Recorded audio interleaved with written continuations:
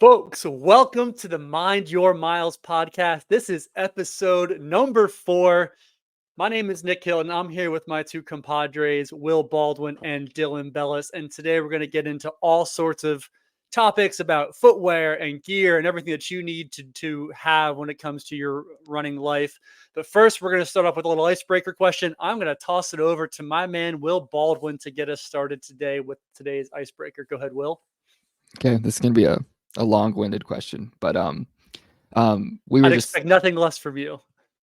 yep, we were just talking about like complexity and kind of comparing like workouts from like the swimming world and biking world, which are very complex, and then sometimes running workouts can be complex or very simple. But I've always been really obsessed with this like thought quote. I think like an old Supreme Court justice gave this quote, but it talks about like the wheel of simplicity.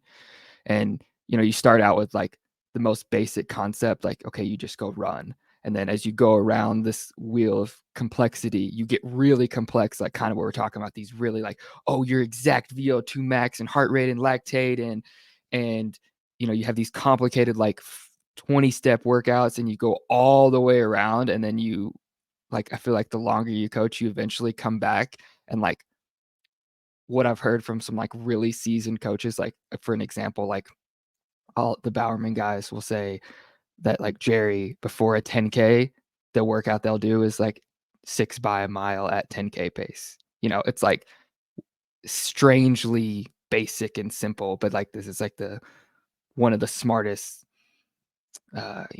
most accomplished coaches we have. But obviously he knows a ton and has studied his whole life. But like you kind of come back to this almost like where you're giving complex and high level things in a very simplistic way.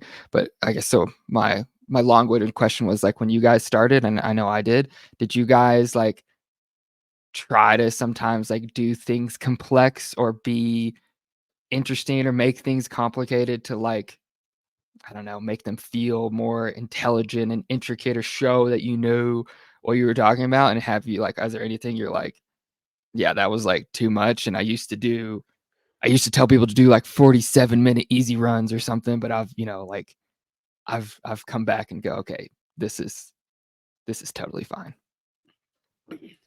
I guess I'll start. So when I was in high school, when I first started running, and then kind of later when I was trying to get a lot better, I was one of those people who just would ignore what the coach said and just go and do whatever I wanted to do. And so being a naive and know-it-all 17-year-old cross-country and track athlete, I tried to, I would make it almost as simple as possible. Like, okay, I've got to race a mile, or I got to race 2 miles, or I got to race 5K. And I'd go and run like 3 by 1 mile at 5K pace. And I'd try to keep the rest as short as possible. And I would try to make it so simple. Like it seems so rational in my head. You're like, okay, if I want to run a 5K, I need to be able to do 3 by 1 mile at this pace. If I need to run a mile, I would do like 400s at exactly that pace. And most of the time that backfired. It almost never worked. I was always performed worse in training, and like I would just spend too much time like training specifically. And so then when I went to college, everything we did was very simple. It was like we did a 3-mile tempo, eventually work our way up to doing like a 6-mile tempo every single week. And then we would do some type of, usually it was like threshold work. At the time, I didn't really know what it was, but it started like 3 by mile and you'd work your way up to 6 by mile. And it was so simple. And like to me at the time, again, 18-year-old freshman in college, I thought it was like, we're not training hard. We're not really training the right way because this stuff is so simple that this can't be what everyone else is doing. And yet, of course, I had people on my team who ended up going to nationals and getting on podiums and doing that type of thing. So flash forward, a lot of different experience with different coaches and whatnot moving forward. I would find my way at first, like trying to make things overly complex because I could. And sometimes I would realize that like there was really no usefulness to it. It was just like, let's just make it complex just for the reason of being, hey, this looks like a fun workout. And that's unfortunately what you see a lot when you're looking at like a gym workout or any like class or anything like of that nature, where you just throw as much in your body as possible. Who's the guy, P90X guys like Tony Horton or something like that? He called it muscle confusion.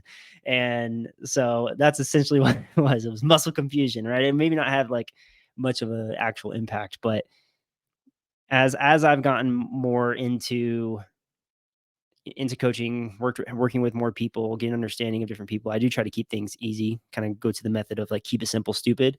So keep it as easy as it possibly can while still getting them the best result possible. I still think it's good to add complexities and add layers to a workout.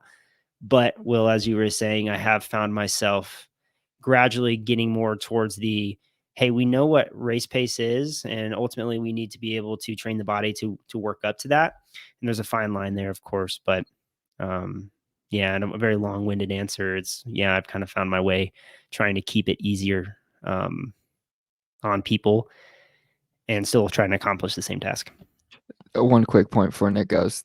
I read a long like article or piece a while ago, like from a strength coach who said that like there's all these research on sets and reps, and that's like where they'll add complexity to sound smart, like, oh no, it's 3x8 or 3x6, and like the kind of people would get away from doing 3x10 or 3 sets of 10 or 3 sets of 12 because that seems too simplistic. And he was like, I did it all and read all this stuff, and it's like there really isn't that much difference, like we want to pick good exercises and be consistent, but I pretty much just mostly give 3x10 now. Like over the course of like 20 years, I just came full circle and like stopped trying to be so cute and complex with it. That wasn't in the Soviet periodization book, was it?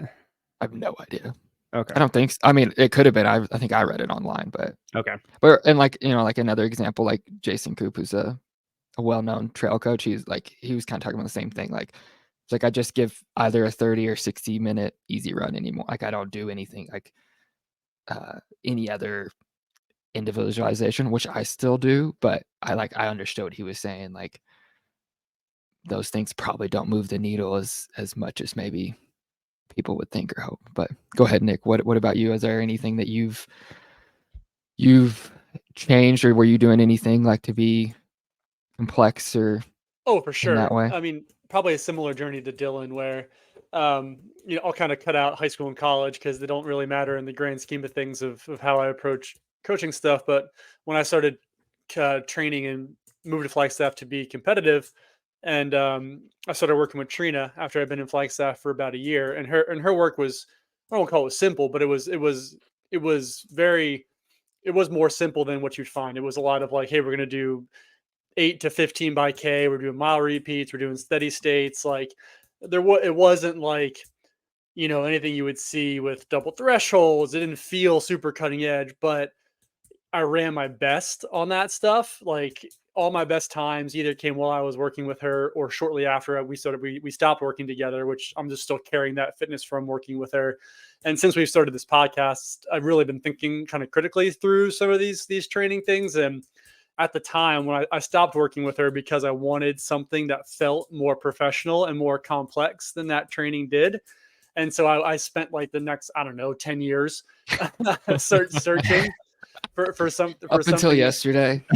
Yeah, searching for something else that maybe felt more complex, more professional, that training, but I never ever raced as well as I did when I was working under Trina. There are other factors involved there for sure, but at the same time, like there's something to just like you doing the shit that works, hitting the right systems, hitting them over and over and over again, mixing in some specificity with some non-specificity, and just doing that cycle after cycle after cycle, repeatable training that works. And so in my own coaching, when I started coaching, again, I was trying, I think like this is probably every young coach does this. You want to sound smart. You want to do stuff that's complex. You want to do stuff that feels different. But I've really just gone back to, I like to introduce some wrinkles into training, but overall, like we're going to hit the meat and potato stuff. And I think for a lot of athletes, especially when you're working with a newer athlete, like keeping it simple, there's so much for them to gain from that. It's an easier learning curve for them. And then there's just a lot of fitness to be gained from that kind of work. So that's my story. Dude, Will? it feels difficult though. Like like what you were saying, my senior year of college was our school's best year, my best year, and we did almost the same week over and over, the same workout. And I don't think it needs to be that repetitive, but like I think we've all been through periods like you're saying, like with Trina, like where we had very simple structure and things we did over and over that were like we just executed at a really high level and we ran fast. And sometimes it feels hard like coaching wise because you want to give them entertaining or cool things. So Gotta it keep it seems like fresh. they're getting the good stuff, but it's like, yeah, like my last year of college, we just did like some 400s to start and we just did mile repeats every single week, and we did hills and we like raced the long run and we were just so strong. But we did that every single week, almost. And yeah, I don't know. Yeah, it's always like this battle I have where you're like, well, I can't be too boring, but like the basics executed really well. It's just that's what's Yeah. gonna win. I mean, we were doing like 8 to 12 mile steady states on Lake Mary Road, probably like at least twice a month, sometimes more. We're just constantly out there 8 to 12 miles, 8 to 12 miles. And I've gone back and looked at some of those steady states and like the point where I got to in terms of how well I was able to execute some of those workouts, like it was amazing. I was like, why did I ever leave this system? Because it just fucking worked. But at the same time, I got bored. It felt stale. I wanted to do more. But that's one of the foibles of being a younger, dumber athlete than I am at this point. I've got a question for you on that, Nick. Hit me. So in 2016, Nick and another guy, Danny Mercado, and we trained for California National Marathon. And Nick was coaching us. And basically everything that Nick's been saying is pretty much what we did. It was very simple.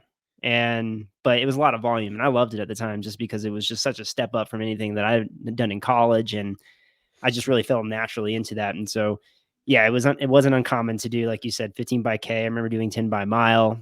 I remember doing like 24 by 400, 8, 12, 16 miles at marathon pace. We did the whole thing, right? It was very simple, very easy and like to process mentally.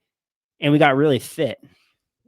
Now, the question I have for you, Nick, is that so we went through all that training. We were all in incredible shape. Like we all had like really great final workouts and everything. And then we all shit the bed at CIM. Yeah, yeah, it So was like, bad. so I just want to like pick your brain here and just, uh, do you have an idea or a thought on, where we may have went wrong there? Did we just race stupidly? Did we what do you feel like we did incorrectly that we all suffered a very long, slow death at that race in 2016? Yeah, that's a great question. I don't know. I'd have to go back. I have those logs somewhere. I have to go back and look through all those logs and see exactly how all those workouts went. Um, yeah, it's tough to say because at that point I was a little on the tail end. I was kind of in a low point for me personally. So I'm not surprised that I raced like shit there. And I was a little aggressive in the middle of the race and just blew myself up. And then I was not mentally at a point where I was really buffering mentally very well. So I think part of that, for me at least, part of it was maybe physically I wasn't at a peak. Mentally, I just was not at a place where I was really able to kind of lock in and being tough as I had been previously, and as I was able to kind of discover, later on. So, yeah, I don't know because that training is very similar to what I used to do with Trina, and the previous year doing that kind of stuff, I'd run 63 twice at Houston and at San Jose, Rock and Roll San Jose. It's where I ran 216, doing very similar stuff going into grandma's. So, yeah, I mean, for me, sometimes, I mean, I fell on my face in numerous marathons, and I never ever raced up to my potential at that distance. So, for me, at least, I think it's a combination of a couple of those things. And Do you for in terms of the work, that work might not have been the best for what gets you prepared for a marathon. As you found out training for yourself in the future, I mean, you ran faster doing different stuff than you ever ran. You're also a lot younger at I'll that add point. that, So like, that was also my first marathon, and so, like and I also got ahead of myself from miles, like, 6 to 16. You still beat So our ass. I remember, yeah. So I remember you coming by me and Danny sitting on the edge of the road waiting for the pity wagon to come pick us up like at mile 22 or something. yeah, I will also add that like people always say stuff that about like why did this go bad or why did so many people run bad? Any situation like that where you have high level athletes trying to run really fast, the casualty rate is so high. yeah. It I like think it, I tell people if you just go out and try to jog 26 miles, sometimes bad things happen. You're trying to run it as fast as you can. And we know from every piece of science that like after 90 minutes, things just go bad when you run that fast. And you're just trying to have the day where that doesn't happen to you. It's just like I think there's like the Kipchoge's of the world that made it seem like you can like consistently run good marathons, which no one else does. No one consistently runs. Scott Fauble didn't finish his last marathon, and he's the best American. You know, like that's just not how the marathon works. well, yeah, go look at like Clayton. I don't know if you saw the Clayton Young article on Let's Run, where it was like his first marathon was at the trials and you're in like 220 something. And then Mhm. he ran 216 for the following one. This is a guy who was an NCAA champion, right? And then, finally he kind of breaks through. Now he's running 208 for the marathon. And yeah, you're never going to get it. You're never going to get it. It's not always going to be perfect. You're never going to get the first try. Honestly, I think if I would have done the same training again, I probably would have ended up like doing well. That first marathon, especially I'd graduated college 6 months prior. I was like, I had just finished up school. You're a baby. Yeah. Yeah. I mean, I had jumped right into the marathon, did not even expect to do it. So I think it really would probably just took another year or so. And that's exactly what it took. It just took 2 more years of just getting my body callous to that distance. So definitely wasn't anything to do with training by any means, but just out of curiosity, because I remember, Nick, you just absolutely crushed Danny and I on Lake Mary that day. We did that 16-mile tempo. I will never forget that day because it hurt, but I also felt like it was so rewarding to do. Like to run 16 miles at marathon pace at altitude. It was awesome. It was incredible. And whether or not I would do it today, do you remember what you averaged that day? It was probably like 518 or something like that.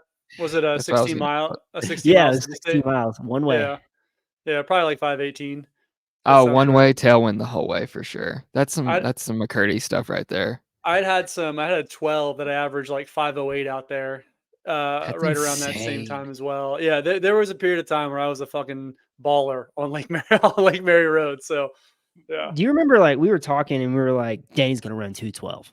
We were like, Danny is definitely gonna run 212. And he should have run 212. I should have run 212. Like yeah, there's no doubt that he was fit.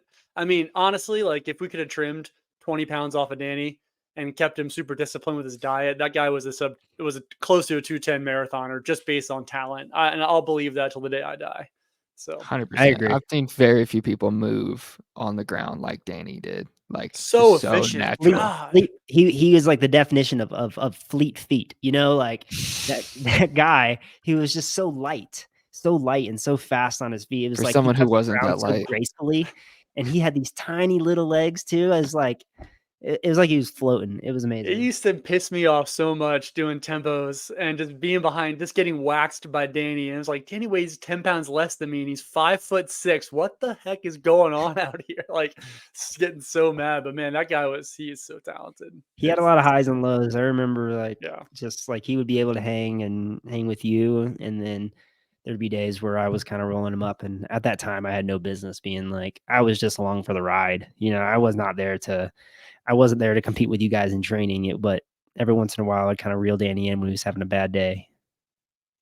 That was so fun for me because my last semester of college, like I was really the man and I was like super fit. And then I came to Flag and like lived with Danny and he would go like 8 days without running and then like come hop in a workout with me and be like helping me along and like slowing down for me. And I mean, I was fit too and working really hard. And I was just like, dang, this dude is like not even kind of trying and still so much better than me. Like, I would come over there and we would run in the mornings. Remember? I don't know if you Oh guys yeah. remember yeah. that, Oh but yeah. I would come over Oh there, yeah. run in the mornings, and you guys would have to drag Danny out of bed. Like he would be in bed or he'd be playing a video game or something like I mean, that I've at had a lot of 4 in the friends like morning. Danny that the second he stops living with you, his mileage is going to be like 10% of what it was. Like, Even then, like most of his runs were like I needed to double, and I just annoyed him to come with me. But like, I mean, he lived with us for 3 or 4 years there. I mean, he ran 64 at that time. I mean,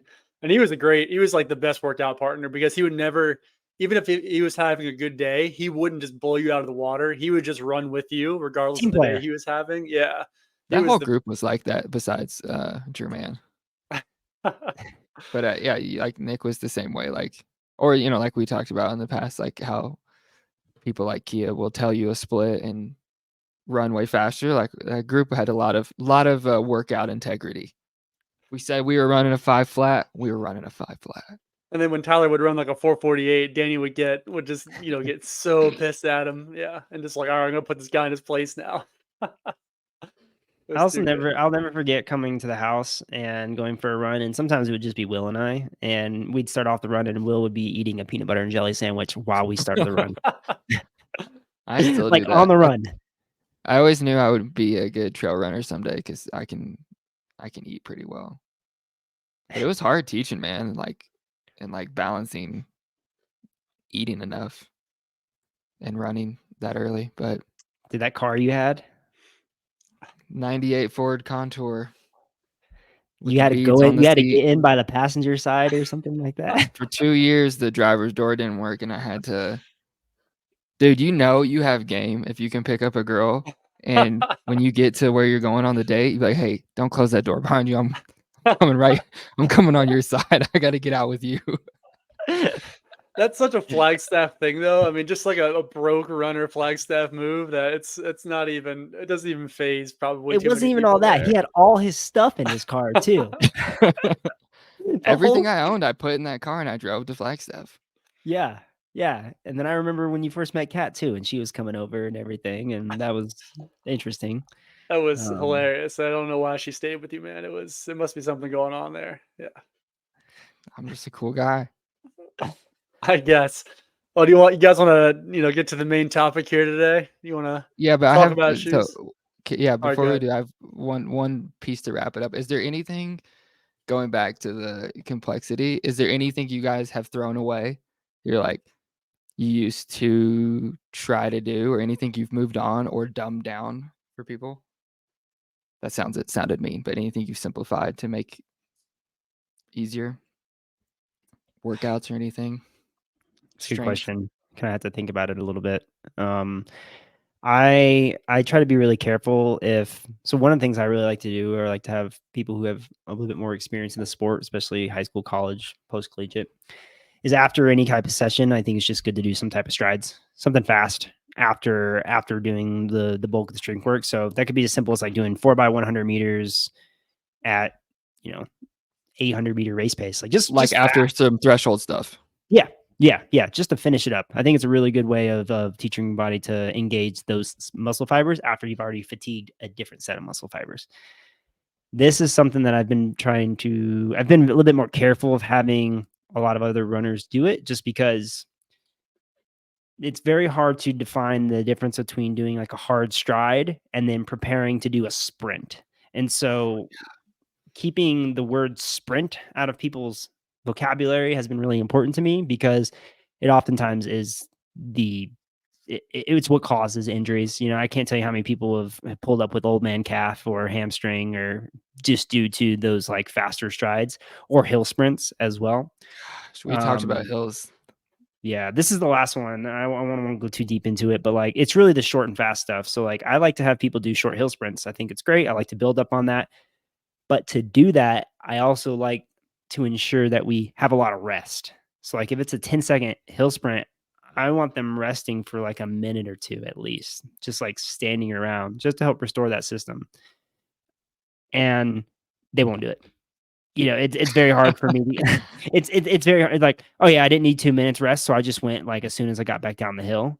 And it's like, okay, well, we completely defeated the purpose of that workout. So I've almost stopped doing that, just because for the majority of my the people that I coach, just because oftentimes it's just done incorrectly.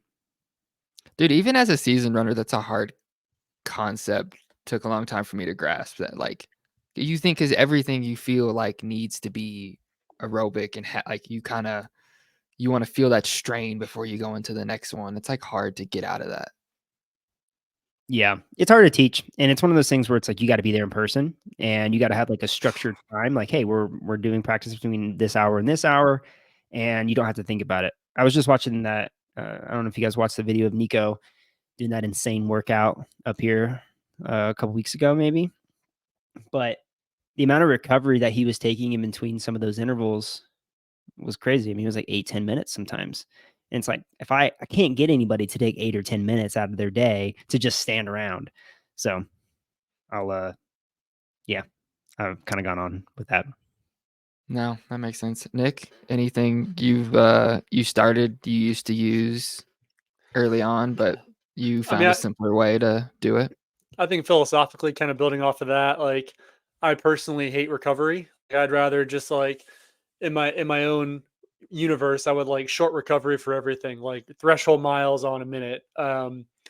Just trying to keep interval work. We're not doing more than, if we're doing 3-minute intervals, I don't want to do 3 minutes rest. And I just like I hate recovery and standing around. That's just like a weird personal thing that was probably ingrained to me by, different coaches that I worked with, but I've really eased up on that recently, especially with like interval or 5K pace stuff, where it's like, if you're going to do a 3-minute at 5K pace, you're going to get 3 to 4 minutes of recovery, or giving long set breaks, doing some of the stuff like we used to do with the 600s on, do 4x600 on 200 recovery, but we're going to take like 5 minutes and we're going to do 2 sets of that.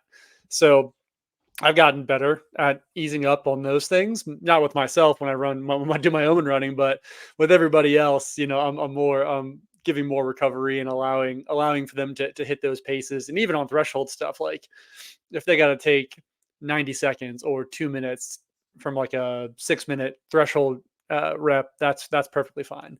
But we always, building on what Dylan said, every threshold session has reps. Like I don't think I schedule a threshold session that doesn't have some kind of fast running at the end of it always. So that's just a personal thing I like to do. Make sure we're doing something fast at the end of a harder workout like that. I have a follow-up question for you, Nick. Hit me. So when I'm always trying to figure out with my athletes and just in terms of recovery, I like to keep things. I've typically historically like to keep things around a minute for threshold work, or 2 minutes. So if it's like 5 minutes, it's a minute. 10 minutes, it's 2 minutes.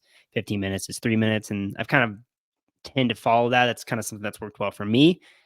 And I also agree. I've done the same thing with added more recovery, especially for the faster work. But in terms of the threshold paces, like let's just say, for example, you're used to doing like 5 by mile around 5-minute pace.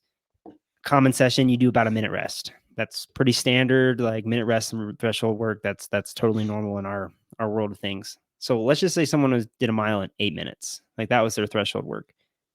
Would you keep it at a minute or would you go to 2 minutes? I'd probably go to 2 minutes. I mean, if someone was, especially with my more inexperienced athletes, I'm going to give them more recovery on that stuff. And part of it is a time-based thing. I think if you were doing like 8 minutes of threshold work, that's what, a mile and a half ish of threshold work. You're not going to take a minute after that. It's going to be closer to 2 minutes anyway. So I would give them a little more recovery versus a little less. Makes sense. Will? I I don't know why you were giving us that look that entire time we were talking. I'm trying to hold it because laughter. it just Like, reminded me no. of the minutes talk doing in time, because then you're trying to back calculate into that minutes. So like a lot of those, I think for me it's harder because I have such a huge range of athletes. I have like a 2:30 marathoner to like, I'm sure I have some 5-hour people, maybe bigger. And so, yeah, like often a lot of those are written in minutes because there could be a double, literally 100% discrepancy. Somebody might be doing mile reps at 9 minutes. So, but I'm also a big 90-second guy. I like 90 seconds. For anything like 7 minutes or less, 90 seconds is a great number. Yeah. A lot of times And when I mean, oh, sorry, go ahead. I use that for like, I mean, I do a lot of 2-minute stuff too, like early for some people who don't have like great exposure to threshold work. I do a lot of 2-minute stuff. But then obviously we want to graduate out of that. Yeah. So do I you want like to talk about shoes to. here, guys? You want to? Not really. Dude, I'm kind of vibing. Oh, we just gonna throw a curveball. We're gonna introduce the pod, talk about shoes, then No, we're not gonna talk about shoes or gear at all. We're just gonna talk about other shit. no, we Yeah. definitely Okay, need we to can talk talk about about shoes because shoes. one of you typed some New Balances in, and we need to go over that. At 30 minutes, we're talking about shoes. So I'm gonna head and put that in the notes. Are we not at 30? Yeah, I said that's Oh. when we it's exactly 30 minutes. So Oh, okay, perfect. Okay, all Well, right. we Yeah, put take that in us the into it. episode description. We'll make sure that people know that we don't actually talk about shoes for the first half hour of the podcast. So yeah, it's No, okay. no, I think no. that was You actually really stay good, for this. good stuff, though. Stay for this. You get to hear the shoe stuff later. We'll tell you which shoes are best. That's right. Okay, You want the on clouds with the stretchy laces. Don't tie them up. You're gonna look so good walking through the airport. Yeah, so what? You got a bunch of rocks stuck in your shoe. Who cares? You're not trying to run fast. You're trying to look good. all right. So to kick off the shoe conversation, I want to start here. So as coaches, we get the question a lot, like, oh, what shoes should I get? What shoes should I wear? To start it off, what is your answer to that question, Will? I cannot believe you said you have an hour answer. I have 2 sentences. I mean, I can give you some suggestions if you ask, but almost to every person I say, "Is there a shoe store anywhere around you? Can you go put them on and walk around and jog?"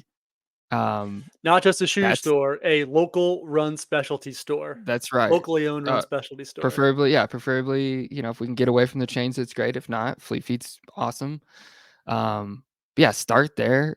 So we all have worked at shoe stores, and um, Yeah, let's put that out there as a disclaimer. Between the three of us, between me, Will, and Dylan, we probably have I've got 8 close years. close to 30 years. I mean, I've been doing it since 2012, 2011. So, Will, you've been doing it for, I don't know, you're a I did a baby. good So 5 years. yeah, so Um, close to 30 years of experience working in run specialty, and that's like at all levels. That's everyone from a shoe associate to myself, who now I work for. Disclaimer: I work for Hoka as a sales rep, so I'm on the corporate side of things now. So yeah, for a year I worked at like probably the highest output running shoe store in the country in Boulder. Um, yeah, so I mean places like that are mind blowing because like the old BRC is huge and they have every single model and they will let you rock on the treadmill for 30 different pairs.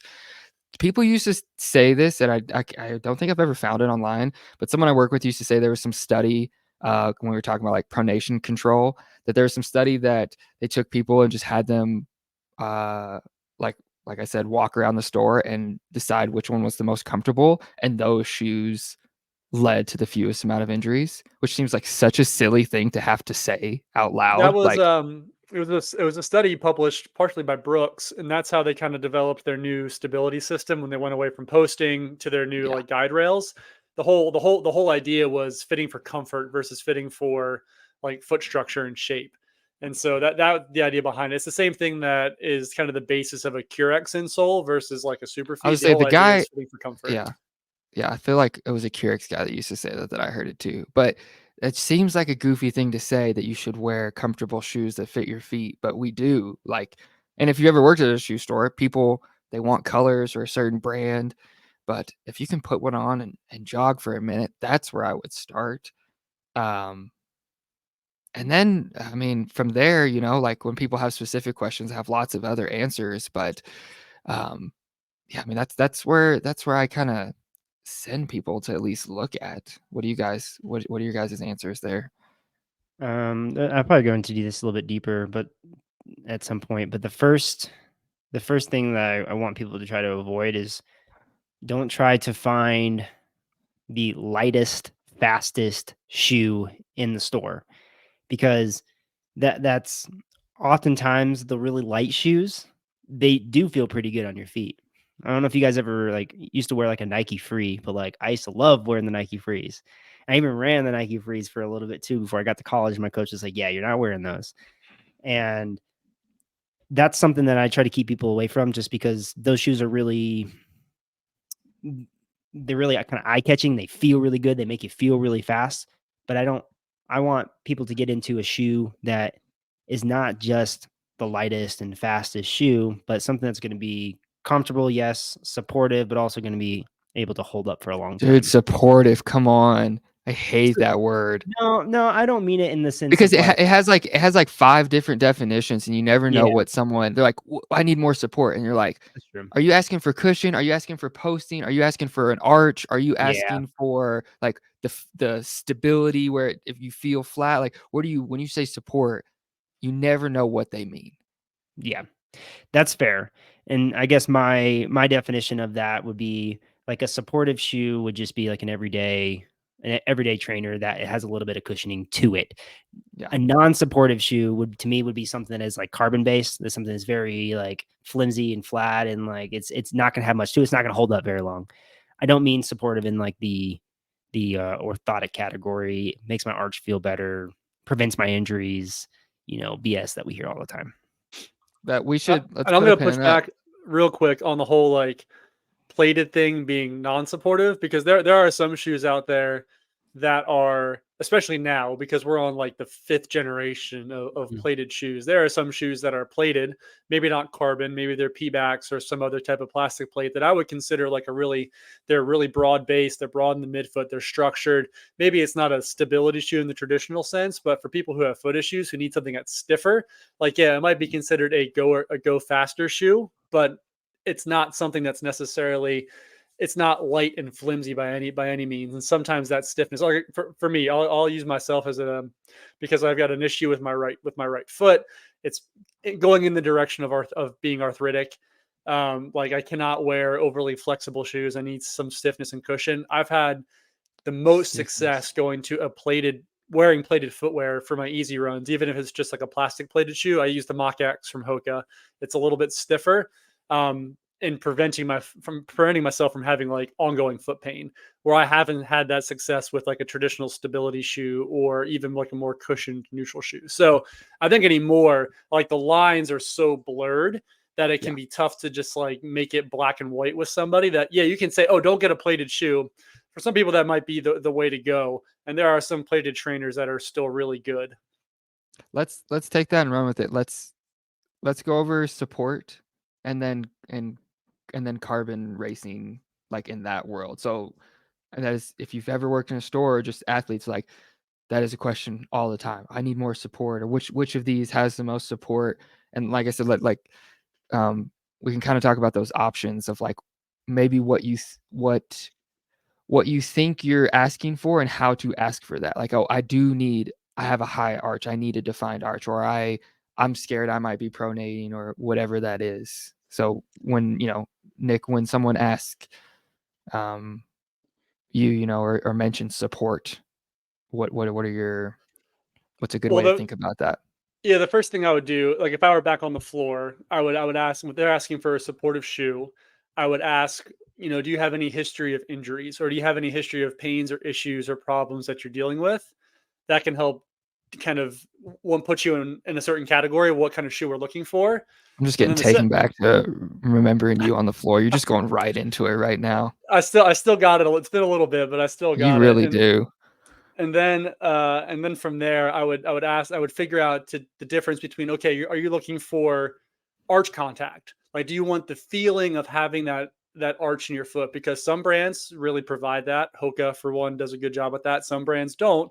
Saucony, and some people like to have arch contact, and some people don't like to have arch contact. And some And people take that for the word support, that's what for they think I that would say really Absolutely. most people take that for support. They think support is having arch contact, and it which goes to can say, be confusing because some it's just a ridge over the arch, and some there might be that with, a firmer foam on the inside, medial side that is trying to help you not pronate, which Hugs may your or may not foot. work.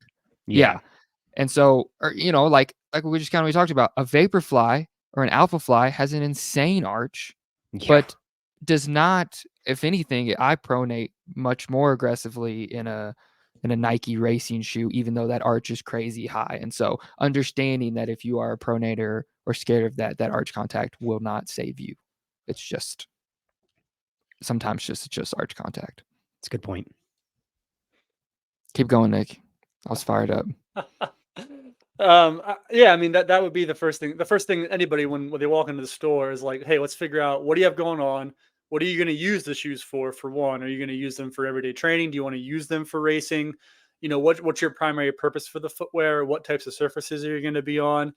And then we kind of get into we'll do, I mean, at Run Flag and at other shops, we've done like a foot analysis. We'll watch them walk. Maybe we'll put them on the treadmill. I don't think that's as useful now. And I don't think that necessarily, and there's research to suggest that that's not really doing anything in terms of like getting you in the right shoe. I still like to see like the shape of your foot, the shape of your arch, the flexibility of your arch, the flexibility of your ankles. Do you have a really wide forefoot? Do you have a super narrow heel? So even just doing that little walk test can still give a good employee some ideas of where to start at the very least. 100%. And to that point, what you said, like there have been some studies that have said like a shoe making you pronate less or more doesn't have a strong correlation to injury prevention, because Has some like no people, correlation to injury prevention. sure, that's a strongly worded way to say that. But some people naturally pronate and it's good for their stride and that's fine. Some people, and it doesn't cause injury. Some people do pronate and it is bad for them. So us watching that, and we can't say, oh, we put you on the iPad and we watched you go on the treadmill and your ankle joint was really straight, so you'll never get injured. What we can do is we can watch that, and if you're really inflexible or a shoe is not giving you that support, we can notice that, and you may say that and you go, oh, well, I noticed that too from back here, and you said, you didn't feel comfortable, you didn't feel stable. I also noticed that, so let's try one, and we can help reaffirm maybe what they're feeling, but we're not going to prevent injury because your ankle is more vertical. Like, we've proven that that's not super true. Pronation's slightly natural. We need some of it. Yeah, and two things. One thing is like pronation shouldn't be a bad word, and it's often kind of misconstrued. Pronation's a part of the gait cycle. Like when you Yes. when you land on the outside of your heel and you move to your big toe to push off your big toe, that's pronation. That's a normal thing. So making sure that people know that it's okay to have some of that movement in there, and even some people have a ton of movement in there, and they can wear a neutral footwear and still not get hurt. Pronation in itself isn't bad. So You that's get a one lot of thing. you got a lot of energy. Your arch collapses a little bit and then snaps back. Like, you get a lot of energy from that movement, and when it's done without injury, it's a natural good part of the gait process. Yeah, your arch and your plantar fascia is the original carbon plate. I mean, the flexing and the rebound from He that is does what work for a shoe brand, man. is what provides the energy. So that's all good stuff. And then the second thing is we briefly touched on this earlier when talking about some of those studies that have been done. But when I would when I would train employees, I would talk about the comfort filter and having them talk with customers and people trying on shoes. Like, one of the first things that you should ask, like, hey, is the shoe comfortable? If the shoe's comfortable, that's a good step in the right direction. Like, if you think Because you you need will have a 50-year-old woman buy a pair of Asics that are 2 sizes too small because she thinks they look cute. yeah, or they'll say like, oh, I think I need stability, so I need this super stiff Asics Kayano or some other stability shoe, and they'll say it's not comfortable, but they'll go, I'll just break it in and it'll work. Well, if it's not comfortable, like maybe that's our first indication that that's not quite the right footwear for you. So that maybe that system isn't for everybody, but I think it at least helps us kind of go in the right direction. And I'll tell if I have a client or an athlete who wants to kind of get into the weeds, and some people do for some reason, they don't want to like they're weirded out by going into a store, and so maybe they just trust, which is part of the whole thing. Like they trust us, they know us, we already have a relationship, so they want to come to us first. We're seen as experts in this realm, and not every coach is necessarily an expert on footwear, but the three of us are. Like, I'll go through some of this stuff and we'll talk about like, okay, when you go into the store, like talk to them, have them show you some things, try some shoes on, and the first thing you want to think about is this shoe, one, is it going to work for what I need it for, and two, is it comfortable? And if you can tick off those two boxes, you're heading in the right direction. People love those forums too. They get on like Reddit and stuff and start reading about different shoe models, and they're really convinced. So what happens when your athlete comes back to you and they said, "Yeah, the best shoe that I could find was the Nike Alpha Fly. I'm so excited to wear this every single day." First thing I What do do you is say? I slam my head against the desk in I don't frustration. think I've had that. Usually it's like I'm trying to beg my really fast athletes to buy an Alpha Fly Yeah, I and feel like like it's not either send one their way or kid to the other. college. Like, I'll have athletes who, like, they buy them because they wanna race in them, but then they just love them so much that they wanna run at it every day, and then it's like, "Well, we probably shouldn't do that, like, let's get a regular trainer, to go with that." And I can talk them off the plane, like, "Hey, you want your race shoes to be special.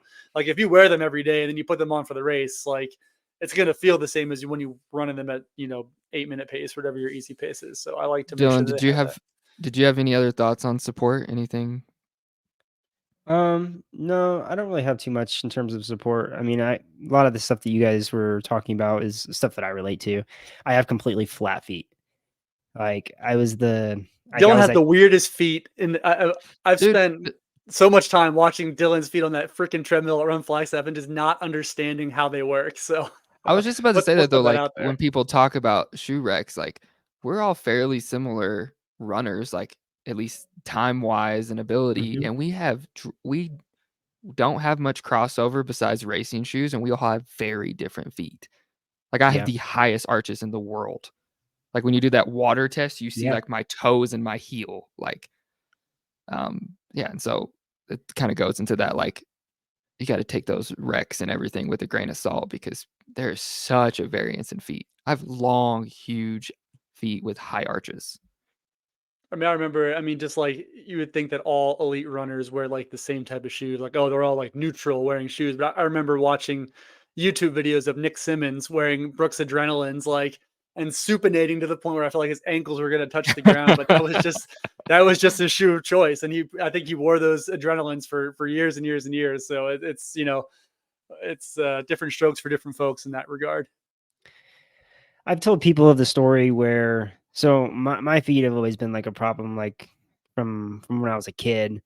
I remember waking up in the middle of the night with I don't know what's the actual scientific term for it, but we just called it growing pains. Like I would literally wake up in the middle of the night and my feet would be hurting so bad that the only way that I could make it feel better was I just had to be sitting in the sink in our bathroom with like warm water on my feet. Like this was my feet were always painful to me and I could never really figure it out. So like I've been to every single podiatrist that you can think of because they've always said that something was always wrong with my feet. So people were always trying to put things in my shoes, tried to get things to look a certain way, and what I found was that just caused more problems. So what I did is I ended up going with something that just I got away from all stability, all orthotics, anything of that nature, and I just went with shoes that felt good for me. And that just happens to be neutral shoes, and I pronate, and it looks bad, but it doesn't bother me at all. Yeah, like pronation is one of those things you really don't want to think about until you're starting to get injured. Like you can start with ankle flexibility and like, but like it's not something you want to like mess with too much until Yeah. you I'm a big need believer in to. like your body has become to some extent, we're all going to break down at some point. Like you have to make changes. Like we've all had those injuries where it's like, shoot, I have to go through this however many year process just to get my body right.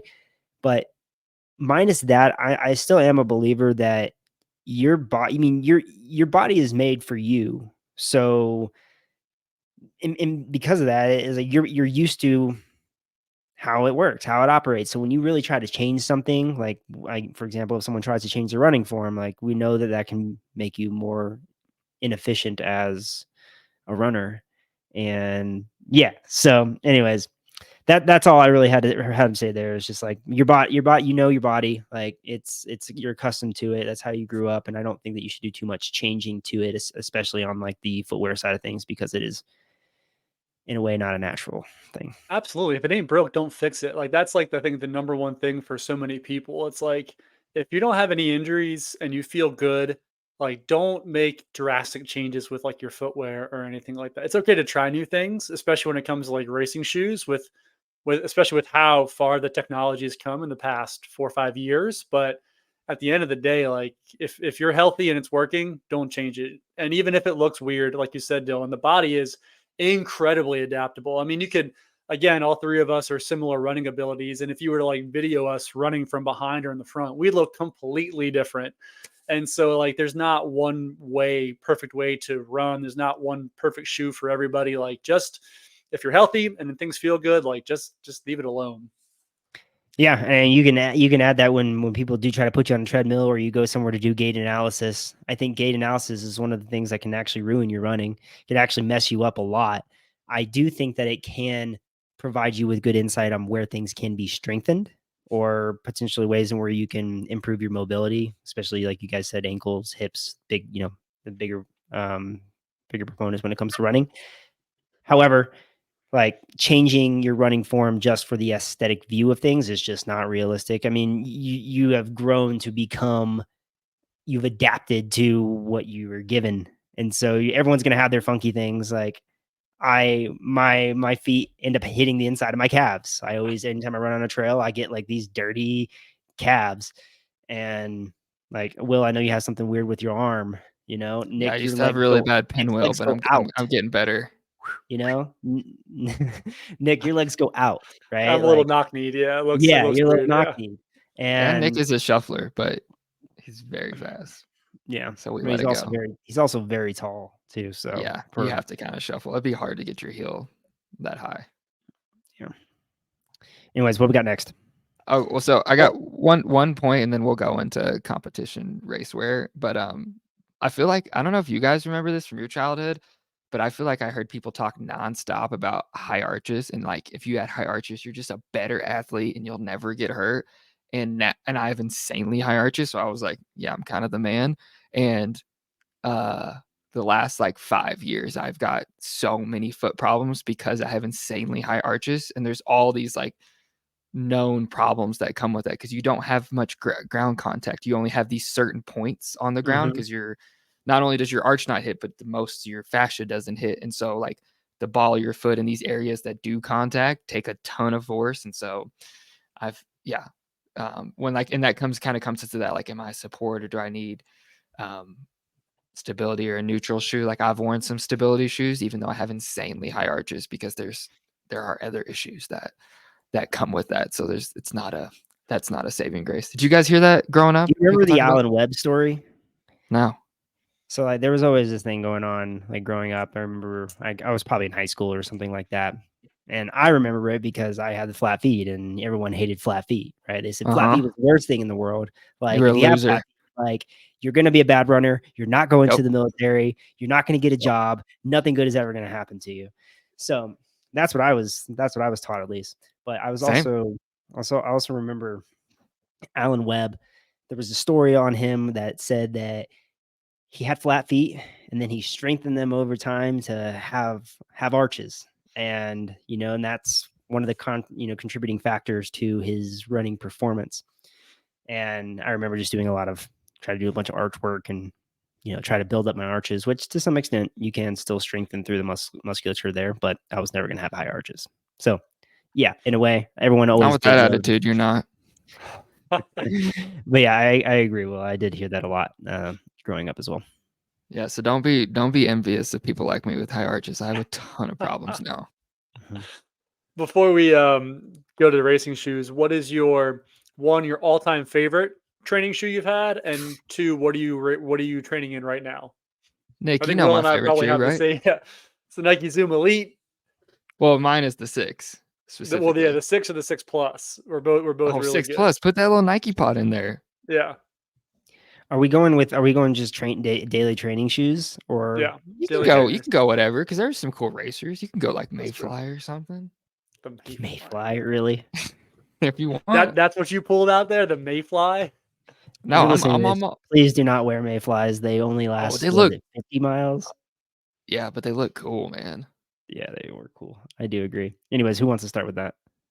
I'm going Nike Zoom Elite 6. Put my little Nike foot pod in, and I had almost every color they made.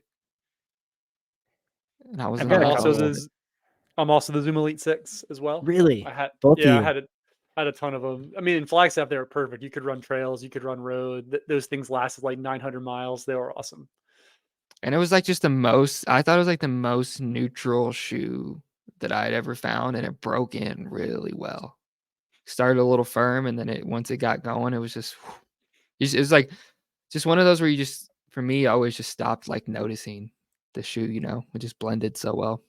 had a perfect shape too. It had a little. I feel like it was a little roomier in the forefoot than a lot of other Nikes. Like Back it when was. back when that wasn't a thing. Yeah. Yeah.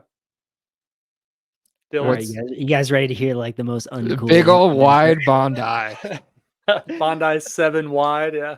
Okay, so to kind of go into that, the only reason why I was wearing the Bondi is because I had a Morton's Neuroma, Yeah, you got bad foot problems. and I needed a shoe that was wide and also had low volume in the shoe, so up and down, so that my foot wouldn't move too much. Which is why carbon plated shoes, I could actually work out and run fast in those because my foot didn't flex as much, which didn't cause that neuroma to kind of click in between my third and fourth toe and just had that pain. Anyways, I very much dislike Hoka anything. That's just because for my feet. I have no problem anyone else wearing it. I have no problem against the brand, but I love Hoka's, the hookahs. they've always torn my feet to shreds. Those Bondis, my pinky toe would be peeling up. Like it was so bloody. I couldn't go any bigger. Like the size, like if I couldn't wear a bigger size anymore. But all the Hoka shoes that I ever had just like absolutely killed me in terms of like blistering. And anyways, I don't want to go too much into that because we have corporate here. Stock price just went down. There goes that sponsorship I was working on for the. I love Hoka. podcast, I love so. Hoka. Hoka's great. Hoka's great. They run the show these days. So and Nick works for Hoka, so I got to support Hoka. And they They also do sell pay my bills, yeah. So They also, as someone who works at Run Flagstaff, they sell very well here in Flagstaff. It's the all top. right, you don't have to stroke it anymore. It's fine. Hey, This is hey, the hey. longest answer I've ever heard Yeah. to tell us what shoe Okay, you okay, like. okay. Give us sorry. the freaking shoe, man. All right, so I like the Asics Cumulus. That sucked.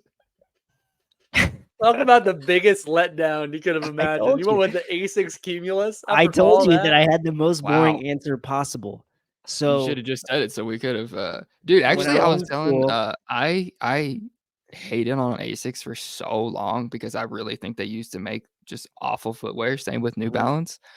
And but I mean, obviously you guys know and a lot of people know in the last like 2-3 years they've really, I think, turned things around. And yeah, I agree. like But I'm not even talking about today's Asics Cumulus. I'm talking about like 2012 Asics Cumulus. Oh, yeah, I wore some Asics back in college, or like, yeah, they were pretty decent. We were sponsored by them. That was like our school sponsor, so we had to choose Asics, and we didn't get to pick. We got to choose. Well, we got to choose between two shoes. We got to choose between the Cumulus and the Nimbus. DS Trainer.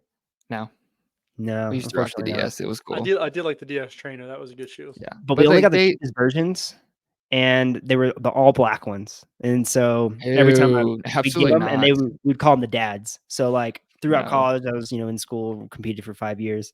So I went through the dad 1, 2, 3, 4, 5s, always black. That's disgusting. All black shoes should be criminal. But yeah. I feel like I knew Asics for so long as like really firm and pointy toe boxes, which are two things that don't work with me at all.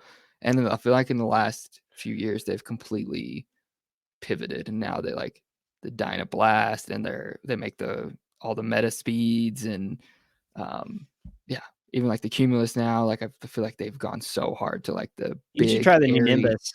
The new Nimbus is really, really nice. If you like heavy cushioning. Love it. I like a big old beefcake of soft foam. And not just like heavy cushioning that's not soft like Hoka, but like heavy cushioning that's actually soft. Yeah, Hokas have gotten away from the soft. They're more like medium to, I would even sometimes they feel firm. But so is that what you're wearing now, the Cumulus? No, I'm actually not wearing the Cumulus at the moment. That just has a lot of nostalgia in my head, and I've always liked the Cumulus. So we hadn't carried Asics in a long time at Run Flagstaff, so I haven't had them. But I wear the New Balance 880, which is the New Balance version of the Asics Cumulus. That's so interesting. Yeah, man. Why? Like durable, like wide, like nice, naturally a wider shoe. It's not. I wouldn't call it. I guess you already have a girlfriend, fiance. Yeah, I do. I actually have a fiance. There. I already have. I have all those things. I have a house. I was just saying, like for mating purposes, you don't like, it doesn't matter to wear. No, I tuck my shirt into my pants now, and I usually pull my socks over my jeans. Okay, so the 880, Nick, what are you wearing? I'm wearing the Mach X from Hoka, which is their I like those. Pebax plated trainer. So top sole of Peba foam, Pebax plate, and then a bottom sole of EVA for a little bit more structure and stability. And I get a shit ton of miles out of those shoes. I like They've been those. really Really? good for my feet. Yeah, it's a Hoka's good. like my favorite rec as far as like racing options because I feel like they have like the broadest, like you can go mock or carbon, all the different racing shoes they make with the word carbon, but there's like 4 different ones. How many miles do you guys get out of those shoes? Out of like the Mach X, I mean, Yeah. I have a pair right now that I have like 600 miles on. And I'm you're a just about big to dude replace them. too, so I'm a that's a big lot. dude. I'm I think it's six good to three. reference. Like, yeah, like how tall and how much do you weigh, Nick? I'm 6'3", probably weigh about 185, 180 right now. Yeah. And the Mach is a lightweight training shoe. Well, the Mach X is a Mach little X. different. The Mach Right. is a super light. I get about 300 miles, 250 miles on a Mach. The Mach X with the plate and the couple different types of foam, I can just milk more mileage out of that. And even the Wow. racer, the Rocket X2, I've gotten over 200 miles on my Rocket X2s. It's like a workout shoe, and it's still Was that holding the up green really one well. you bought me? Yeah, that's the green one I Yeah. bought you. Yeah. Would you say 200 miles with performance or 200 miles, but with only 50 of that being I would do prime performance racing in shoe? low stakes races up to 150, and then after that, like I would race in them in a big race up to 50 to 150. I would use them in a low stakes races, just like local 5K, 10K kind of thing, and then after that, they'd just be a workout shoe. I'm super particular on that stuff though, so that's not Yeah. how everyone operates. It's just how I operate. Will, do you still wear a lot of Ultra? I do. I'm rocking the controversial uh FWD, the 4 mil drop. They made their The first the non-zero non-zero drop drop. ultra. Are Yeah, I people really really like it. pushing back on that? Because in Flagstaff, people love it. I mean, are people pushing back? It's like, do people actually think Taylor Swift is ruining the NFL? I think it's just anything that happens, someone complains about. So when it was announced, I was like at one of the PTs I see, and he was like, "Yeah, it's over for this brand, man. Like now that they're not zero, like no one's gonna take them serious." I was just like, I don't know. I think people it's just fun to have takes like that. But no, I see people rocking the shoe all the time, and every other brand has a variety of drops besides Ultra, and so Yeah. they just did something insanely normal, and so I think people just wanted to pretend to be upset. But it's a good shoe, and I've been having some post tib problems, so just trying something with a little more in the heel. But yeah, that's cool. I like it. But yeah, I've been rocking those, and I've done like a lot of Torrens and Cliftons in my day. It's kind of been my go-to. Low drop. But Any yeah, reason? yeah, I played pretty serious basketball for a really long time, and for probably like 5 years of my life, every single day I got my ankles taped and braced.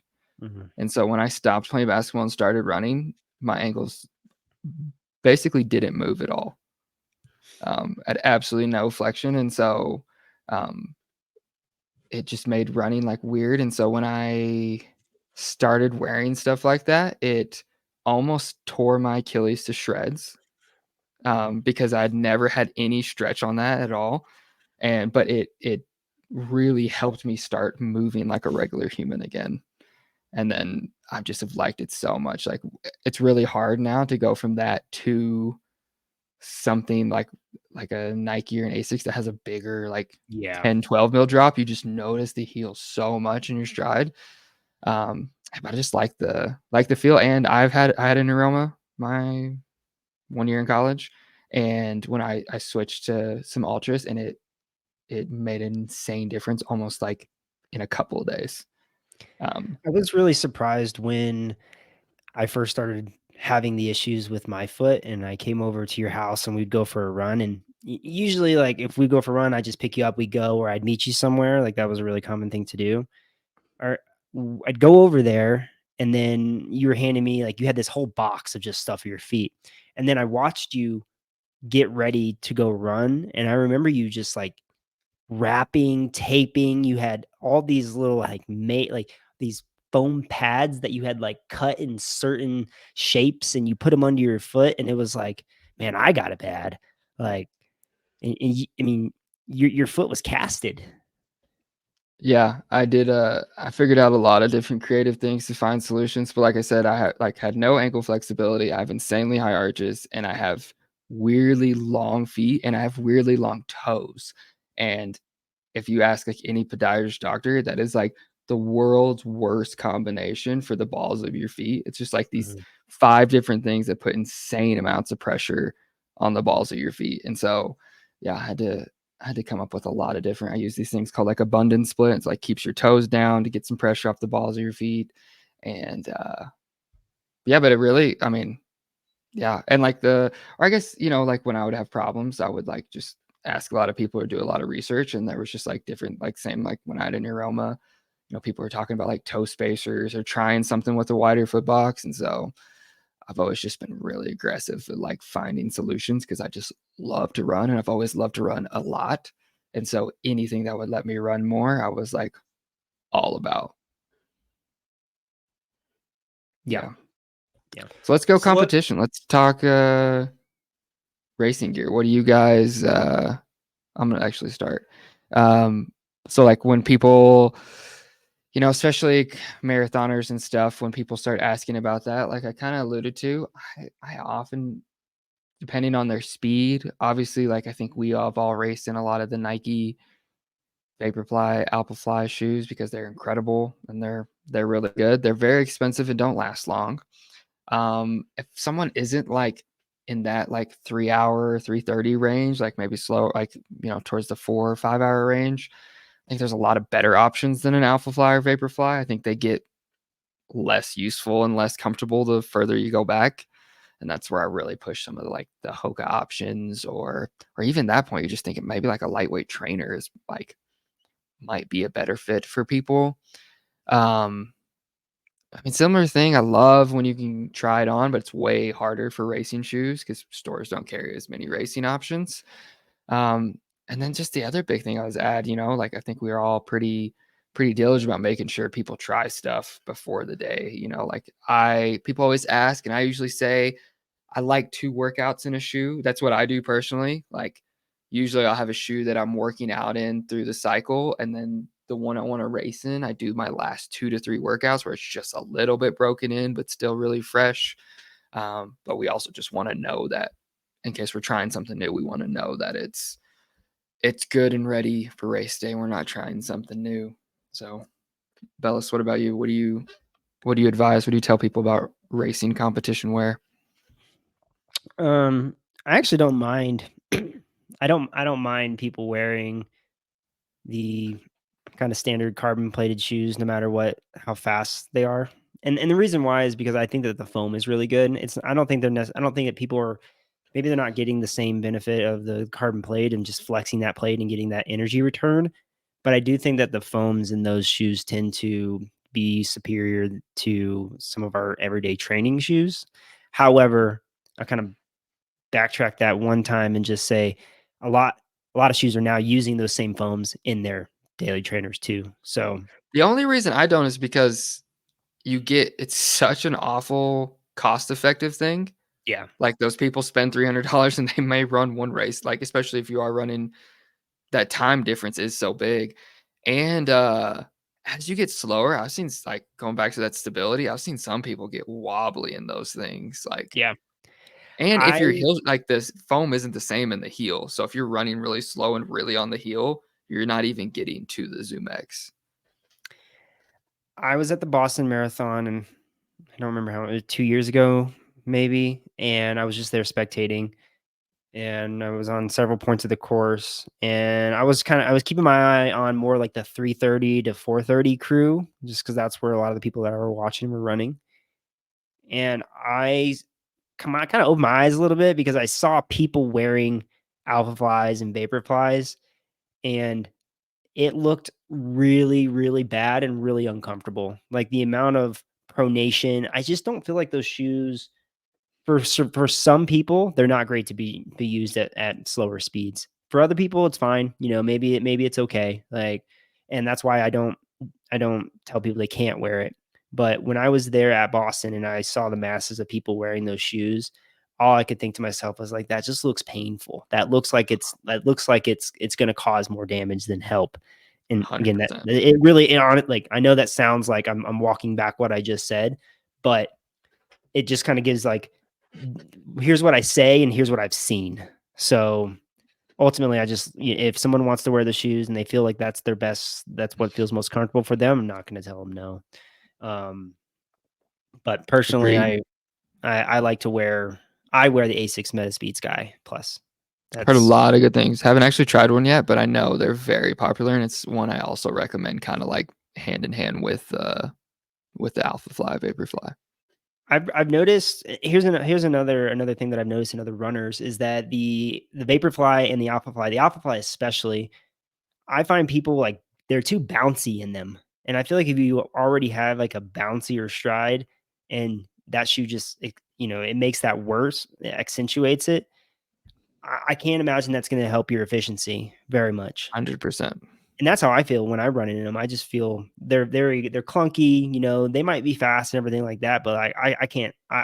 There's no way I could race a marathon in them. I know I would break down just because my stride itself is not very low to the ground. I naturally have a little bit more pop to my stride, and those just make it worse. So on the opposite side of that, why guys like me and Nick have liked those in the past, because I don't have insane pop, and I don't know if little Nicky does either, and so I like the Alpha Flies up to about like 5-minute pace. Like anything faster than 5-minute pace, I felt like it was a little too heavy and just didn't feel like it quite had what I was looking for. So I would go to like a Vaporfly for faster work like that. But for marathon work, or even just like, hey, I'm gonna do a fast long run today, popping those bad boys on and ripping up the canal, which they felt good. But for athletes, it's like the closer your marathon pace and your easy pace are, the less likely that I'm going to recommend like using a carbon shoe. Because if your marathon pace is just your easy pace, like just wear the shoes you normally wear. And if you're not trying to run fast, like if your goal is to finish it really and have a good day and be comfortable, like then I don't see a need to recommend going for a carbon shoe.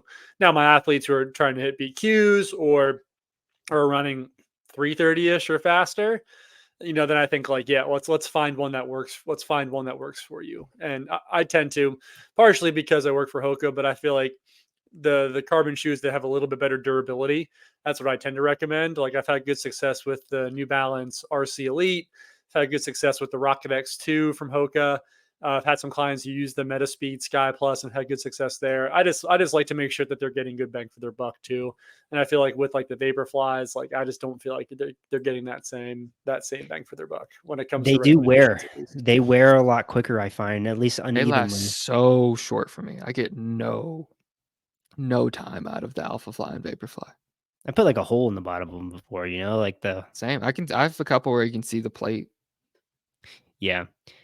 I find that the Asics shoes, and I haven't tried a lot of the different options. I've tried all the Nike shoes, of course. I've tried a couple of New Balance, and now I've gone to Asics. I find that the Asics feels to what we grew up on, like a racing flat. It feels like that, but it still has a bit higher platform. So you kind of stay a little bit lower to the ground. It is a louder shoe. It kind of slaps on the ground, but it doesn't feel jarring at all. So I'm coaching Rory Moynihan, and I had him do some 200s on the track. And Rory his stride can get really long. Like he's got a really long stride. And I've seen him running like Vaporflies and Alpha Flies, and it doesn't look great. But then I saw him on the track doing some 200s in the Asics, and he was saying how he doesn't really like them as much. But I was like, hey man, I think you should wear these. I think you just look a little bit more efficient. You're staying lower to the ground. And even if they don't feel the best, I still think the performance is still there. That makes sense. One thing I'll add too is that I always push people if they're, the simplest way to think about it is a lot of shoes have a counterpart. Like sometimes a trainer will have a specific racing counterpart or trail counterpart. And so if that is available, just do that. Like if you have, I'm trying to think of a good example. Like I guess the Pegasus or Zoom Fly, that the Vaporfly is kind of built off of, or then they make the Pegasus Trail. The geometry is similar. Yeah, it doesn't feel so jarring to go from or like Ultra, the Torin, then the Lone Peak is kind of built off the You same guys also do trail mold and races. less. Like, what are you guys wearing for your trail races? Dude, hot take, so against trail shoes. I think it's kind of, I don't know. I mean, yeah. That's funny. So Sure. at Javelina this year, most of the top elites were wearing road shoes. But Javelina is not like a techie course, but there was tons of Rocket X's, there were tons of Mach X's, there were other road racers out there. So most of the top athletes weren't even wearing trail shoes for that. Dude, And I've run a million mountains with professional trail runners, and most of the time we're out there and there's not cameras in a race, they're in road shoes. I've run the Grand Canyon with most of the Hoka guys, Jim and all the Cowboys, and we were all in Cliftons. I think when there's like moisture and it's slick for sure, but I think most of the time it's just a harder, grippier shoe. yeah, It's I kind of think like the stability thing. for me, it's dependent on the terrain. Like some of the trails I do here, like in the McDowells that are super rocky and just really technical, I just feel more comfortable in a trail shoe. It has a little bit better lateral, like side to side structure. I don't feel like my feet are sliding all over the place. Where with You stuff running like a, sideways, or I mean, you're moving side to side more. You're not just going straight back and you forth. want to Like if cut that out? You want to go just forward. You're going to get there so much faster. We're doing like wide receiver drills on the trail. I am doing wide receiver drills on the trail. Yeah, I'm trying to, trying to not step on sharp rocks, but on surfaces like that, I'll wear trail shoes. But on like a more non-technical trail, like Apache Wash or something like that, which is just kind of more like gravelly with some rocks, or even like Schultz Creek or a lot of the Flagstaff stuff. Like road shoes Yeah. have been fine for all that for me.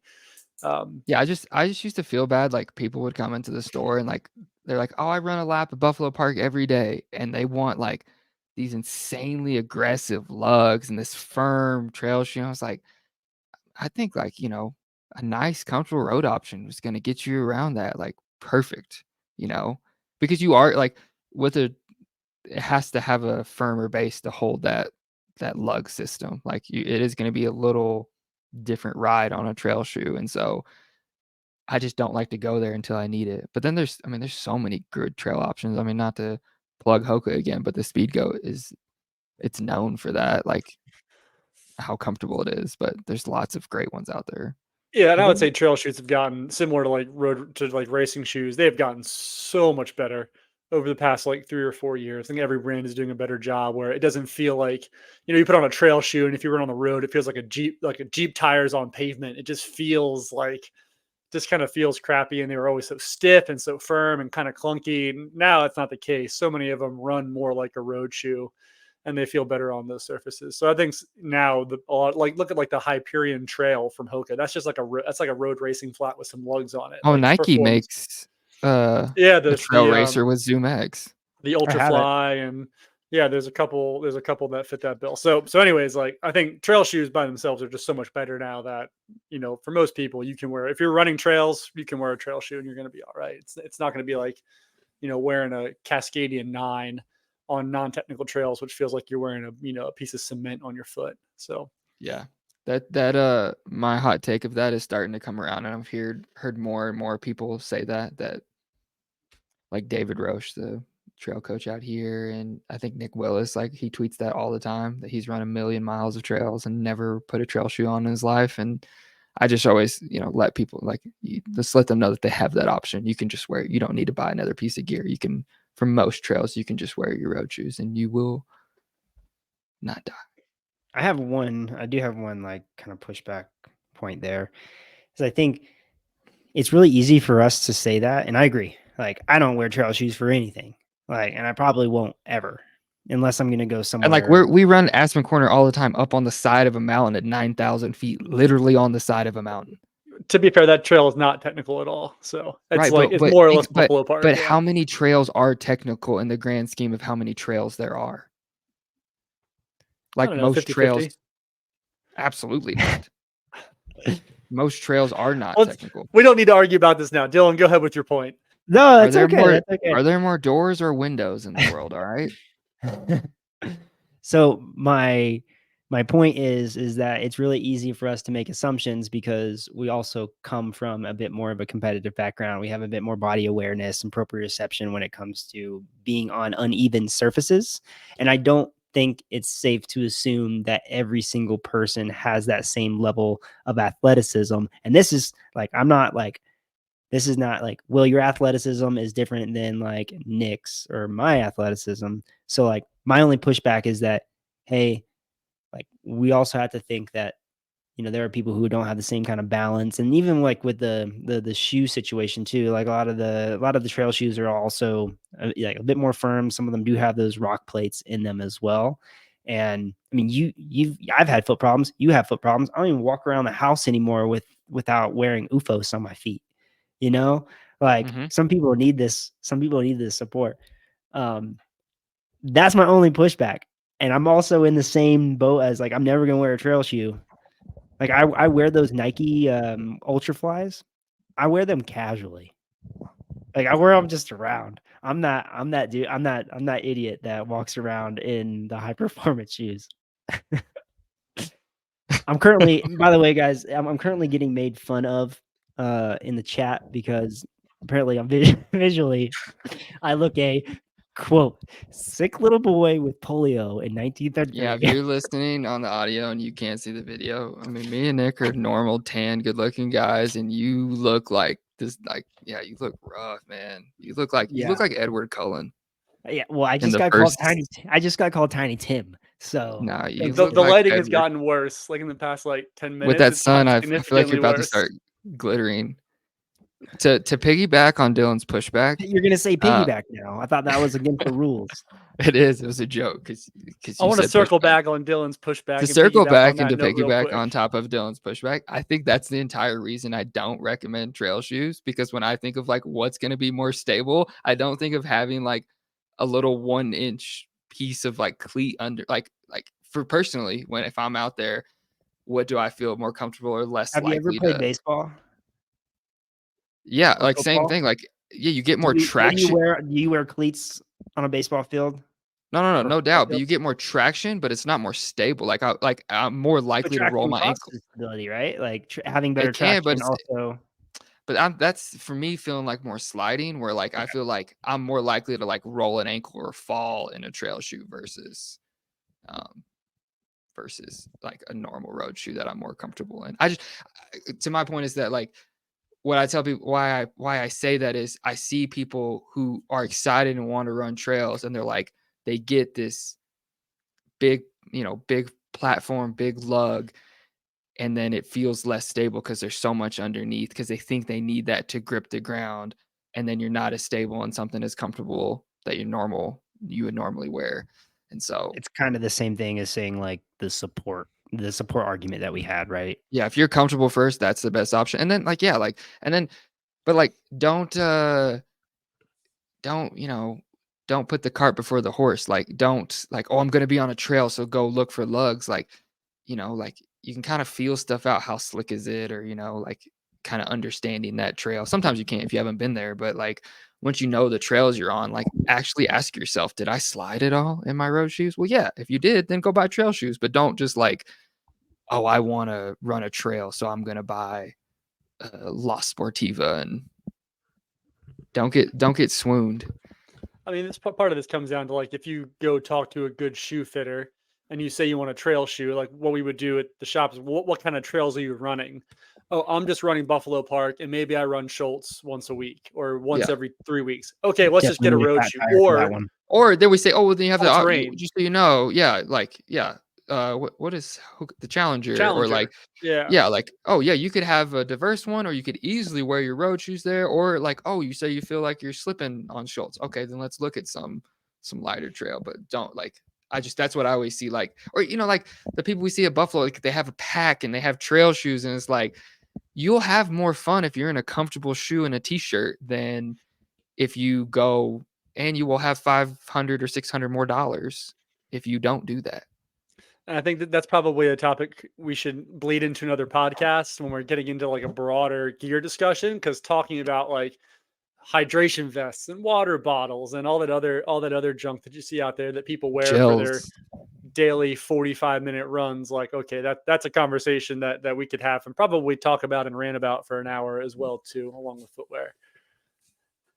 Dylan, any other points there? Tiny Tim, anything else you want to bring? All I want to say is that I miss the Under Armour Fat Tire. That Dang, shoe that was cool. That shoe was badass. I love that. I love that shoe. Michelin Continental rubber. I brought that up to a buddy of mine the other day. He never heard of it before. I was like, buddy, this shoe was bulletproof. It was awesome.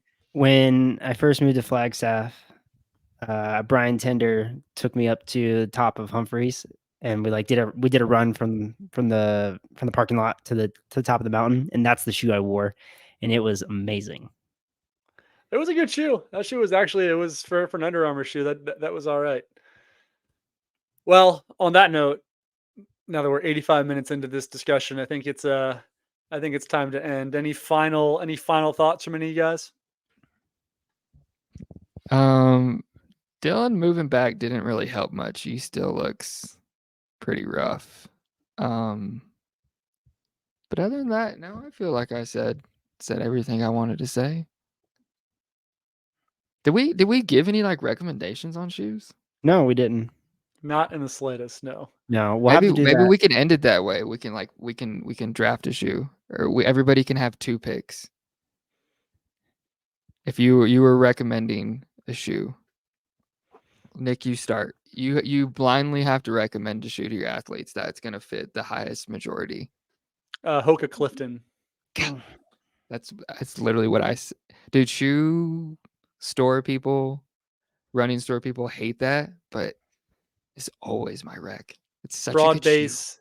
shoe. It's not super cushy. It's going to fit a ton of different types of people. You can wear it on a bunch of different surfaces. I think it's one of the most versatile shoes out there. 4 mil drop, but almost functions like stability. Incredible. Dylan, is that what you're going with? You're also going with Clifton? No. We're all gonna pick 2. We'll snake it. We're gonna pick 2 of them, or yeah. So we'll go back and forth. So you get one right now. Nick just why is he the lead? Dude, you got to get your stuff together. Get your stuff. Get it in a bag. Okay. I'll pick my one. So, Brooks Ghost. I feel like it's been around for a long time. I feel like the shoe itself hasn't changed a ton, and I think consistency from model to model has been there for a long time. And I think when someone really likes a shoe, it's really nice when that shoe doesn't change too much. So I feel like the Brooks Ghost was a really good option for that. I get 2 because I'm third. On that note, I'm gonna go the Brooks Adrenaline, which is often known as I got the GTS, but it's just the Brooks Adrenaline, right? Mm-hmm. Well, now there is the Glycerin GTS. Yeah, so Glycerin now GTS. It's confusing. What does GTS mean in that regard? It's like the stability glycerin, Yeah. like what the Transcend used to be. So yeah, no. It's kind of like an adrenaline. It's just a cushy, like the adrenaline is a stability ghost. The glycerin GTS is a stability glycerin. Yeah. Right. Same guide rail system, whatever. And GTS stands for go-to shoe, just as an FYI. Yeah. Yeah. Did Nick give 2 shoes, or he just give 1 shoe? No, he's going last. We're snaking. It's a snake draft. Okay. Yeah. Snake draft. We should do more snake drafts. So I'm going to start thinking of snake draft topics. That's awesome. Okay, so I got the glycerin. Are we sticking just trainers, right? Yeah. Yeah. Everyday shoes. Jeez. I'll be on brand, and I'll go a neutral ultra like the Torin, or I guess Lone Peak if you're a trail person, with the caveat that if you have any type of Achilles issues, I would avoid it. But super wide toe box, very good shoe. It's crazy light, but I feel like you're reaching there for early second round draft pick. That's a big reach. I want to go mock, but that kind of feels like your thing. And I'm not, for what it's worth, I'm not going to pick a Hoka. I'm going to change it up. Oh man, okay. I have a honorable mention if no one takes it. Go ahead, Dylan. Oh, I thought Nick was going. Is it? I go last. Dylan does not get this. Snake draft. I'm stupid. Okay. So I have really liked the new Nike Vomero. And I haven't tried the new one. So the Nike Vomero, I really liked the shoe between like 2010 and 2000 and I don't know 15. Same. It was a really good shoe. The Pegasus nowadays is I don't really like running in it. It's a little too light for me, but it's a great walking around shoe. The Vomero definitely adds a layer of cushioning that I feel like it's a softer shoe. It's a lot softer, and I've done a few runs in it recently, and I've really liked it. And it's nice and wide. And yeah, for anybody who's listening who thinks that Nikes are narrow, it's not the case anymore. They don't. Just they don't about run. everybody has got out of their narrow phase, Yeah. even Asics, New Balance. Right. That's funny you said about the 2010 because I also used to wear it, and it's hilarious that used to be like considered a higher cushion shoe. I think the Vomero was one of my very first shoes that I had. The weird thing is that the Pegasus and the Vomero have kind of like done this weird like flip flop. Like the Pegasus now is kind of like the Vomero, and then like it kind of did that for a little. Like the Pegasus became like really cushioned at one point, and then the Vomero kind of seemed like it was obsolete. It was like, why would I need this if I got this? Yeah. But now it's kind of gone back to the other way, whereas like the Pegasus is now a really strong lightweight trainer, and the Vomero is the step up in terms of cushioning. It is the glycerin to the Ghost. So Nike struggled with that because at times Nike's had a shoe like the Launch, like a even lightweight trainer, which sometimes the Pegasus is that, but it's like Ghost, right? Ghost Launch, or sorry, not Ghost, Brooks Launch. Yeah, like sometimes Nike's had their version of the Launch, like the Zoom Elite 6 or something that's a lightweight fast thing, but then sometimes they are like the Zoom Fly now, but then sometimes that's the Pegasus because the Vomero is supposed to be like the glycerin, like the beefier one. Anyways, little Nicky, what's your last one? So stuck between two, but I'm gonna go with the Saucony Endorphin Speed. Ooh, that's a good shoe. That's like the fast train. That's kind of like the Mach version. Yeah, Mach X, Pebax plated shoe, Peba foam. I think one of like at least the first couple versions, one of the all-time greats. Yeah, I think it's a good, really, really versatile shoe. Good training shoe, but also you can mix it in for workouts and races and stuff. Those are some of my favorite types of shoe that I feel like we're not as into anymore. Like the kind of do everything. Remember the Kinvara? Like how awesome the the Hoka Kinvara Clayton was like you could do a long run, you could work out in this, like what the Mach is now, like kind of what the Zoom Elite, like yeah, you could do a tempo. Like I love those kind of like really versatile. Like if you had like for a lot of people, if you had to race a marathon, it's a great option. Can I add one more thing? I don't mean to keep adding to our list of things that we're talking I want to add one too, so go ahead. Can we please just like, what is one shoe that we wish would just come back? And I thought you were gonna say to kill. I've got a whole list of shoes I like to kill, but yeah. Okay, let's do it. I can go first. You guys want me to go first? I have mine. Yeah, go ahead. Nike Lunar Racer. Those were cool. I want that shoe so badly. I want that shoe so badly. They have to retro that at some point. It was so popular. They just brought back a Nike Lunar Racer shoe like just recently, but I don't know what they're gonna do with it. Okay, do you have one you would kill that you just think is the worst shoe and you can't understand how people wear it? What if it's one of the shoes that you guys like? That's perfectly okay. I think that's fair. People need to know. No, I actually don't really have. I can't think of it off the top of my mind. Okay, my honorable mention was going to be the Invincibles from Nike because it is just a entire tofu chunk of Zoom X foam and a trainer, which I just think is really awesome. The drop is so high. I think it's like 12, which feels a little extreme for me, but it's so nice. It's like if you really want a pillow, the softest feeling shoe, that's probably where you could go. It's sick. Nick, do you have a shoe you'd kill off or we could bring back to life? So I'd bring back. The easy answer here is the Zoom Elite, not the Zoom Elite. Yeah, Nike Zoom Elite 6. Yeah, 6. Sorry, I brain fart there for a second. That's the easy one, but also the Adidas Adios, like the pre boost Adios. That racing flat was awesome. Love that shoe. The shoe I kill without a doubt is the Brooks Ghost. All right, cut the show. Cut it. I have a kill actually. Like the mics off. Ghost is trash. It's been the same thing for like 8 years. Like, do something new with it, man. If you have Like, kids in the car, please turn the volume down. This I'm is just insane. so like I would kill the Ghost instantly. Like that's That's wild. You're gonna kill one of the top selling shoes ever. That's the That's fine. craziest.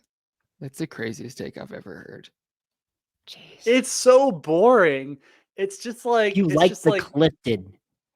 yeah, the Clifton changes. It looks good. It's a better fashion lifestyle shoe than the Ghost is. Like Better fashion. you want me to pull out? You know how hot all white Cliftons are? Go walk around Scottsdale. I'll point out a million all white Okay. Cliftons. You know what I Okay, don't Joe see in Jonas.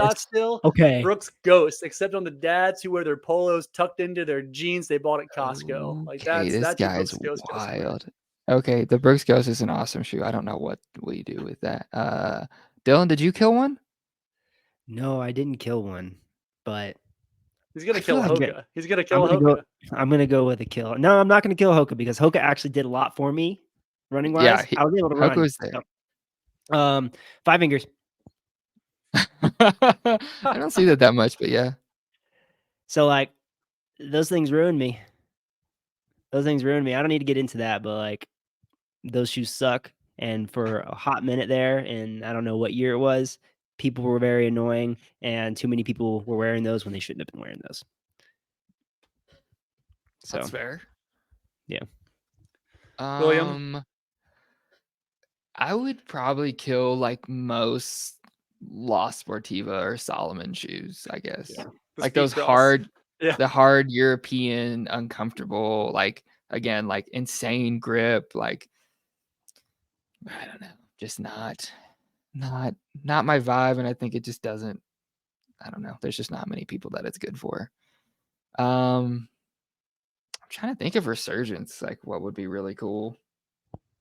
It's kind of hard because shoes are just so awesome now. Like, Yeah, I mean, shoes are so You're much better ins- than they used to be. yeah, So it's like there's some that I miss, but like I probably wouldn't wear them. Like, there's, or like there's some of the ones I miss are just awful takes. That like I like some of the old ultras from like 2016, but that's just not. Those are just for me. No one else should wear them. How about how about the original, um, about like the original like Vaporfly, 4%. I mean, maybe. that shoe had like a rating of about 74 miles. I still have a pair in my closet. I held on to my OG Vaporflies, but I I wouldn't have bring that most of my back. old Vaporflies just taking up space in a closet. No, I think we kind of nailed it. We gave good recs.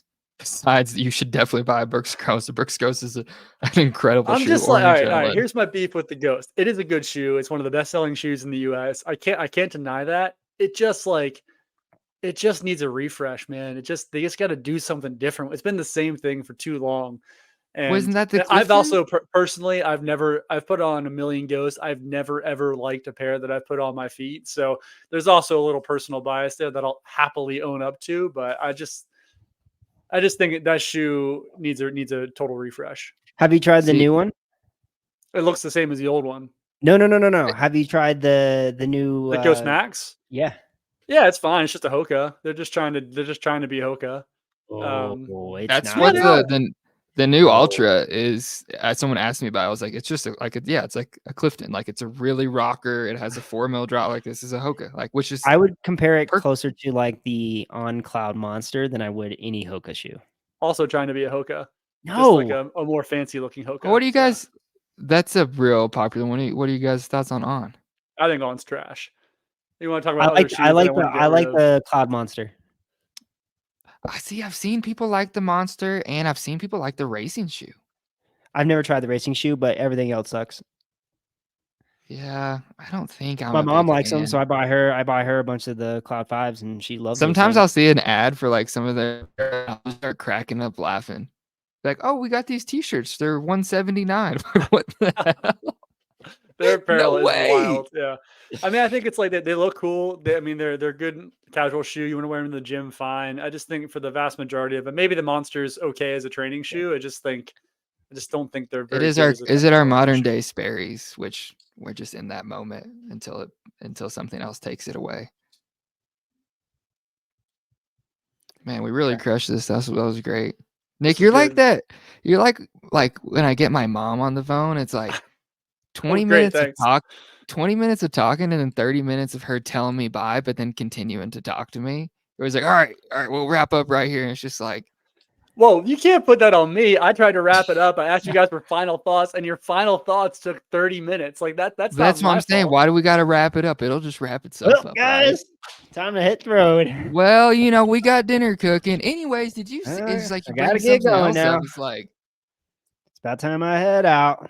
If you want me to be more heavy-handed as a host and cut things off, no, and we should obviously, cut I them want you to off. quit telling me bye. I want you to give me the space that we can talk for 4 hours. All right, No I'll get out of you one guys' wants hair us to now. talk for 4 hours. All right. Now That's Well, what we're people really gonna want. go. Somebody, we That's got about somebody that through a time. long run. We just got somebody through 10 miles. It's about time to hit the old dusty trail. Yeah, someone's on a long run. They just walked off the side of Waterline Road because they're tired of hearing us talk. They're just like, all right, I'm done We with gotta this. go. We gotta go Yeah, get I got Dylan the his dogs polio at home. I vaccine. gotta go get the dogs. We gotta get All right. Dylan in a tanning booth before Orlando. Maybe an iron lung. Make sure he's gonna be all right. Yeah, I you're had gonna COVID. be I had COVID Did you last really? week. win. Oh, that's a bummer. Dang, Yeah. you already got the Instagram post ready. Yeah, I mean that was hoping to be top 20, but I was that was on me pace before for Atlanta. So 16 miles, man, and then all of a sudden it just, can I tell you heart guys and one more soul, thing? put everything no, into you can it. tell me after the podcast. We're cutting this Okay. freaking podcast All off. right, nobody gets to know. It's just secret. All right. All right. Okay, Thanks for say, listening to Cut it. Mind Your Miles. Send us an email, mindyourmilespod@gmail.com. Let us know what you want to hear us talk about. We want to answer your questions as well here too. On behalf of Will and Dylan, thanks so much for listening. We'll catch you next time on the Mind Your Miles podcast.